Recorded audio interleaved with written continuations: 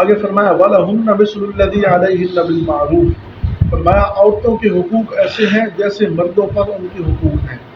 عورتوں کے حقوق ہیں، مردوں کے بھی حقوق ہیں۔ مردوں کے حقوق الگ ہیں، جو مردوں کے حقوق ہیں وہ عورت پر فرض ہیں، عورت کی ذمہ داری ہے۔ اسی طرح جو عورت کے حقوق ہیں وہ مرد کے فرائض میں داخل ہیں۔ یہ بات یاد رکھنی چاہیے، جو عورت کے حقوق ہم پر ہیں، ہماری ذمہ داری ہے، ہمارے فرائض ہیں، ان پر ہم ادا نہیں کریں گے ہم مجرم ہوں گے۔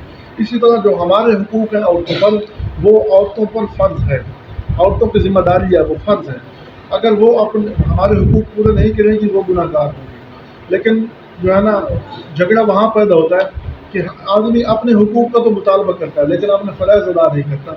ہمارے جو حق ہیں ہم کہتے ہیں کہ ہمارا حق عورت ہمیں دے، لیکن جو عورت کا حق ہے وہ ہم ادا کرنے کے لیے تیار نہیں ہے۔ اسی طرح عورت کے حق ہم ادا کریں جو ہمارے فرائض ہیں، لیکن عورت کی ذمہ داری ہے وہ پورا کرنے کے لیے تیار نہیں ہوتی، تو ایسی صورت میں جو ہے نا جھگڑا پیدا ہوتا ہے۔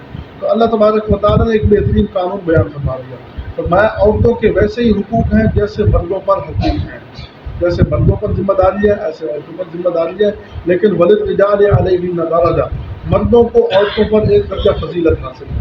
مردوں کا ایک درجہ زیادہ ہے، عورتوں کا ایک درجہ کم ہے، کیونکہ مرد عورتوں پر مال خرچ کرتے ہیں، وَبِمَا أَنفَقُوا مِنْ أَمْوَالِهِمْ، مرد عورتوں پر مال خرچ کرتے ہیں، مرد عورتوں کے نگہبان ہیں، ذمہ دار ہیں۔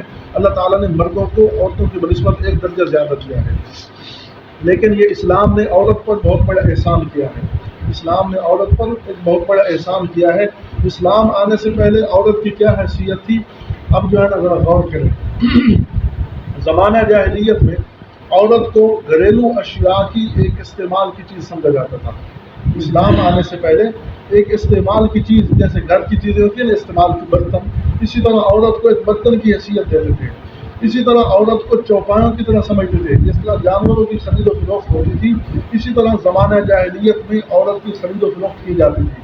عورت کو اپنے رشتہ داروں کی میراث سے حصہ نہیں ملتا تھا زمانہ جاہلیت میں، اس کی کوئی میراث نہیں ہوتی تھی، اور آج بھی وہی زمانہ جاہلیت کی باتیں ہو رہی ہیں۔ عورت کو آج بھی ہم میراث نہیں دیتے، یہ زمانہ جاہلیت کے اندر تھا، بلکہ جو ہے نا وہ عورت خود میراث سمجھی جاتی تھی، مردوں کی ملکیت تصور کی جاتی تھی، ان کی ملکیت کسی چیز پر نہیں ہوتی تھی۔ زمانہ جاہلیت میں عورت کو کسی چیز کی ملکیت حاصل نہیں ہوتی تھی، عورت کو کسی قسم کا کوئی تصرف اختیار نہیں ہوتا تھا۔ مثلا مرد کسی عورت کو کوئی پیسے لینا کہ یہ آپ کے ہیں تو وہ اس کو کوئی اختیار نہیں ہوتا تھا، وہ مرد کی اجازت کے بغیر استعمال نہیں کر سکتی۔ اسی طرح فرمایا کہ شوہر کو مکمل اختیار تھا، چاہے تو عورت کو بیچ ڈالے، چاہے تو اس کا سامان بیچ ڈالے، چاہے تو اس کی کوئی چیزیں بیچ ڈالے۔ اس کی بکری کھڑی ہے بس اس کو بغیر پوچھے بتایا بیچ دیا، اس کے جو ہے نا گھر کے اندر کوئی چیز پڑی ہے اس کو اٹھایا اور جا کر بیچ دیا۔ یہ زمانہ جاہلیت کے اندر عورت کے حقوق طلب کیے گئے تھے۔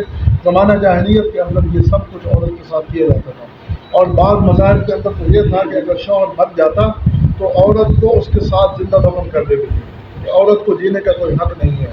اسی طرح فرمایا کہ اگر عورت کو قتل کر دیا جاتا، اگر کوئی عورت کسی کو قتل کر دے تو نہ اس پر قصاص واجب ہوتا تھا نہ خون بہا۔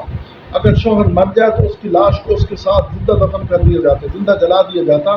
یہ زمانہ جاہلیت میں جو ہے نا اس کے ساتھ برا سلوک کیا جاتا، حتیٰ کہ بعض مذاہب نے عورت کو انسان ماننے سے بھی انکار کر دیا۔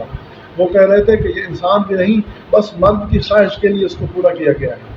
تو عورت کے ساتھ اتنا ناروا سلوک اسلام سے پہلے کیا جاتا، لیکن قربان جائیے اسلام آ گیا، اسلام نے آ کر عورت کو حقوق دیے، اسلام نے آ کر لوگوں کی آنکھیں کھولی، انسان کو انسان کی قدر سکھلائی کہ عورت بھی انسان ہے، اس کی قدر کرو، عدل و انصاف کا قانون جاری کیا، عورتوں کے حقوق مردوں پر لازم کر دیے، مردوں کے حقوق عورتوں پر لازم کر دیے، عورت کو آزاد اور خود مختار بنا دیا، اس کو اپنی جان کا مالک بنا دیا کہ تو خود جان کی مالک ہے۔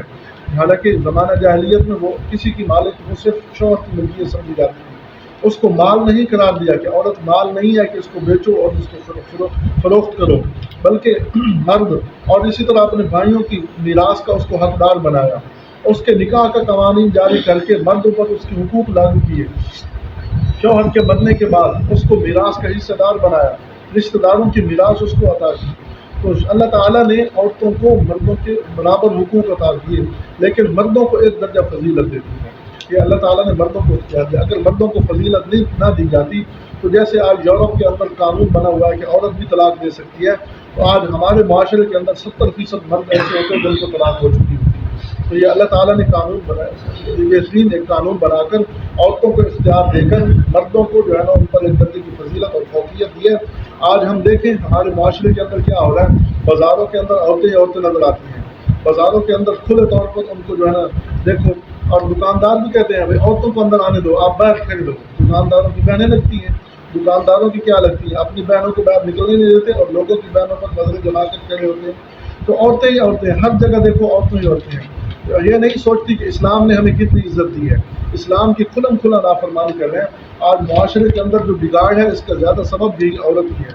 لیکن اگر اپنا بیک دیکھیں کہ ہمیں اللہ نے کتنے بڑے حقوق دے دیے، کتنی ہماری حفاظت کا انتظام کر دیا، تو اس بات کو نہیں سمجھتی۔ بہرحال اللہ ہی سمجھنے کی توفیق عطا فرمائے۔ وَلَهُنَّ مِثْلُ الَّذِي عَلَيْهِنَّ بِالْمَعْرُوفِ، اور عورتوں کے بھی ویسے حقوق ہیں جیسے مردوں پر ان کے حقوق ہیں دستور کے موافق۔ وَلِلرِّجَالِ عَلَيْهِنَّ دَرَجَةٌ، اور مردوں کو عورتوں پر ایک درجہ فضیلت حاصل ہے۔ واللہ عزیز الحکیم، اور اللہ زبردست ہے جس نے یہ قانون بنایا اور حکمت والا ہے کہ حکمت کے ساتھ اس نے قوانین جاری کیے۔ جب عورتوں کو مردوں کے برابر مغرب میں کھڑا کر دیا تو آج دیکھ لو کہ کیا ہو رہا ہے۔ ایک انگریز نے اپنی کتاب کے اندر لکھا ہے کہ اگر یورپ کی آبادی آپ 45 کروڑ لو نا، اس میں 45 بندے ایسے آپ کو نہیں نظر آئیں گے جن کا بالکل جو ہے نا نسب صحیح ہو، جن کا نسب بالکل صحیح ثابت ہو۔ یہ انگریز خود اس بات کا اعتراف کر رہے ہیں۔ عورتوں کو مردوں کے برابر کھڑا کر دیا، جب برابر کھڑا کر دیا عورتوں کو آزاد کر دیا، عورتیں فوج میں بھی بھرتی ہوں، پولیس میں بھی بھرتی ہوں، ہر دفتر میں مردوں کے برابر کام کریں، ہر آفس میں ایئر ہوسٹس بن کر پوری دنیا کا بغیر محرم کے چکر لگائیں۔ یہ سارے قوانین مغرب کے بنائے ہوئے ہیں اور اس کا نتیجہ آج ہمارے سامنے ہے کہ عورت اتنی آزاد ہو چکی ہے، اتنا جو ہے نا فساد کا وہ ذریعہ بن چکی ہے کہ اللہ ہی کا ناظر۔ بہرحال شریعت نے ایک بہت بڑا تحفظ دیا ہے عورت کو ایک چار دیواری کے اندر بند کر کے کہ یہاں تیرے حقوق سب کچھ تجھے ملے گا، اور مرد کو اللہ نے طاقت دے کر فرمایا کہ تیرے اوپر عورتوں کے حقوق لازم ہے، تو ان کی ساری ذمہ داری اٹھائے گا۔ یہ مرد پر اللہ نے قوانین لاگو کیے ہیں، لیکن معاملہ برعکس ہو رہا ہے۔ اللہ کی ہدایت عطا فرمائے۔ توفیق ہماری